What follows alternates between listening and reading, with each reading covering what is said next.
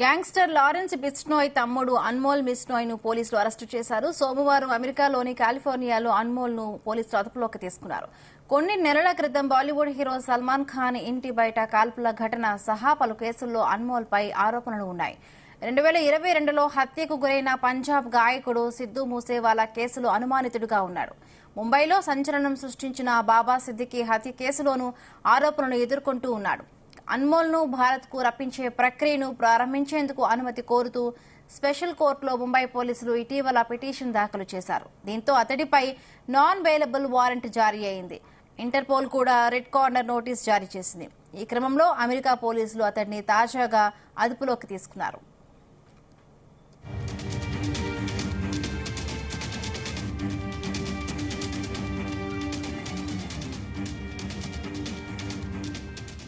ఇదే అంశానికి సంబంధించి మరిన్ని పూర్తి అప్డేట్స్ మా ప్రతినిధి శ్రీచరణ్ అందిస్తారు. శ్రీచరణ్, హిమబిందో లారెన్స్ బిష్నోయ్ ఇప్పుడు దేశవ్యాప్తంగా కూడా పేరు మారుతున్న లారెన్స్ బిష్నోయ్ తాజాగా గ్యాంగ్స్టర్ లారెన్స్ బిష్నోయ్ తమ్ముడు అన్మోల్ బిష్నోయ్ ను పోలీసులు అరెస్ట్ చేశారు. సోమవారం అమెరికాలోని కాలిఫోర్నియాలో అన్మోల్ ను పోలీసులు అదుపులో తీసుకున్నారు. కొన్ని నెలల క్రితం బాలీవుడ్ హీరో సల్మాన్ ఖాన్ ఇంటి బయట కాల్పుల ఘటన సహా పలు కేసుల్లో అన్మోల్ పై ఆరోపణలున్నాయి. 2022లో హత్యకు గురైన పంజాబ్ గాయకుడు సిద్ధూ మూసేవాలా కేసులో కూడా అనుమానితుడిగా ఉన్నాడు. ముంబైలో సంచలనం సృష్టించిన బాబా సిద్దికీ కేసులోనూ ఆరోపణలు ఎదుర్కొంటున్నాడు. అన్మోల్ ను భారత్ కు రప్పించే ప్రక్రియను ప్రారంభించేందుకు అనుమతి కోరుతూ స్పెషల్ కోర్టులో ముంబై పోలీసులు ఇటీవల పిటిషన్ దాఖలు చేశారు. దీంతో అతడిపై నాన్ బెయిలబుల్ వారెంట్ జారీ అయింది. అయితే ఇంటర్పోల్ కూడా రెడ్ కార్నర్ నోటీస్ జారీ చేసింది. ఈ క్రమంలో అమెరికా పోలీసులు అతడిని తాజాగా అదుపులో తీసుకున్నారు. అయితే లారెన్స్ బిష్నోయ్ గురించి కొద్ది రోజుల కిందట కెనడా ప్రధాని జస్టిస్ ట్రూడో కూడా సంచలన వ్యాఖ్యలు చేశారు. ఇక్కడ ఖలిస్తాన్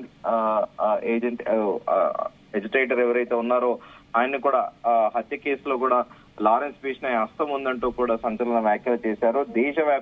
ప్రపంచ వ్యాప్తంగా ఆయనకి 7,000 మంది పైగా కూడా ఏజెంట్ ఉన్నారంటూ కూడా సంచలన వ్యాఖ్యలు చేసిన విషయం తెలిసిందే. అయితే పోయిన నెల అక్టోబర్ నెలలో కూడా ఇటు బాబా సిద్దికీ హత్య అనంతరం కూడా సల్మాన్ ఖాన్ కి బ్లాంక్ చెక్ ఇచ్చి ఎంత కావాలో రాసుకోమని కూడా లారెన్స్ బిష్నోయ్ సోదరుడు సంచలన వ్యాఖ్యలు చేయడము, గడిచిన 2 నెలలుగా కూడా ఇటు లారెన్స్ బిష్నోయ్ తో పాటు లారెన్స్ బిష్నోయ్ గ్యాంగ్ కూడా ప్రస్తుతం వార్తల్లో నిలుస్తున్నారని చెప్పుకోవాలి. ఎందుకంటే ఈ కృష్ణ జింకలను వేటాడిన కేసుల నేపథ్యంలో బాలీవుడ్ నటుడు సల్మాన్ ఖాన్ పై బిష్నోయ్ గ్రూప్ కోర్టులో కేసు వేయడం, ఈ కేసులో అరెస్ట్ అయి సల్మాన్ ఖాన్ కూడా ఒకరోజు జైల్లో ఉండడం కూడా జరిగింది. ఆ తర్వాత బయటికి రావడం, ఇదే అంశంపై పలుమార్లు లారెన్స్ బిష్నోయ్ గ్యాంగ్ నుంచి సల్మాన్ ఖాన్ కు బెదిరింపులు కూడా వచ్చిన విషయం తెలిసిందే. అయితే ఇదే ఏడాది ఏప్రిల్లో సల్మాన్ ఖాన్ ఇంటి బయట 2 వ్యక్తులు కాల్పులు జరిపారు. తామే ఈ పని చేసినట్టు ముఠా కూడా ప్రకటించింది. అయితే సల్మాన్ ఖాన్ కు, బాలీవుడ్ నటుడు సల్మాన్ ఖాన్ కు ప్రాణాలకు లారెన్స్ బిష్నోయ్ గ్యాంగ్ నుంచి ముప్పు ఉన్న విషయం తెలిసిందే. గతంలో రాజస్థాన్ లో షూటింగ్ వెళ్ళినప్పుడు కూడా కృష్ణ జింకను వేటాడడంతో అప్పటి నుంచి కూడా చిన్నతనం నుంచి కూడా లారెన్స్ బిష్నోయ్ బాలీవుడ్ నటుడు సల్మాన్ ఖాన్ పైన కోపం పెంచుకున్నారనేది కూడా ప్రచారంలో ఉంది. అయితే Lawrence at the same time Salman Khan అత్యంత సన్నిహితుడు బాబా సిద్దికీని కూడా లారెన్స్ గ్యాంగ్ హత్య చేసిన విషయం తెలిసిందే. అయితే సల్మాన్ ఖాన్ కూడా పలుమార్లు బెదిరింపులకు కూడా పాల్పడింది. అయితే మరోవైపు దీనిపైన ముంబై పోలీసులు దర్యాప్తు కొనసాగుతుండగా లారెన్స్ బిష్నోయ్ సోదరుడు రమేష్ బిష్నోయ్ కూడా గతంలో కొద్ది రోజుల కిందట సంచలన ఆరోపణలు చేశారు.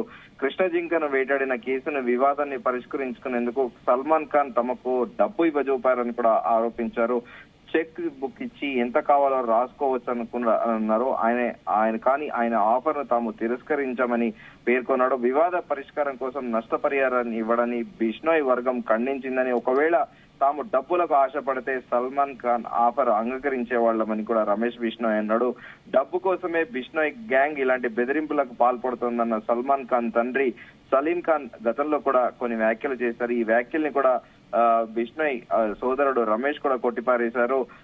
మాలో ఎంత ఆవేశం ఉన్నా కూడా న్యాయ వ్యవస్థ ద్వారానే వెళ్లాము, కానీ మా భావోద్వేగాలను చిన్న చూపు చూసే ప్రయత్నాలను అవమానంగా భావించాము. లారెన్స్ బిష్నోయ్ కు మద్దతుగా మా వర్గం ఐక్యంగా ఉంది. మాకు డబ్బులే కావాలనుకుంటే సల్మాన్ ఖాన్ చెక్ బుక్ ఇచ్చినంత రాసుకోమన్నప్పుడే ఒప్పుకునే వాళ్ళమంటూ కూడా ఆయన చెప్పారు.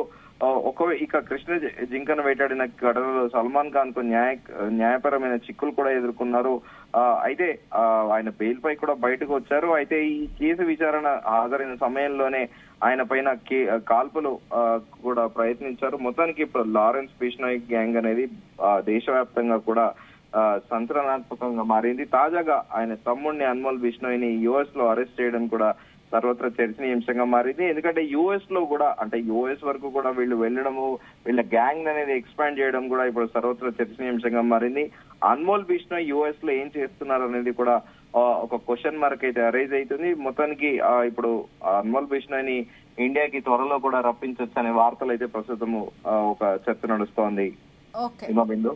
Right, thank you Sricharan.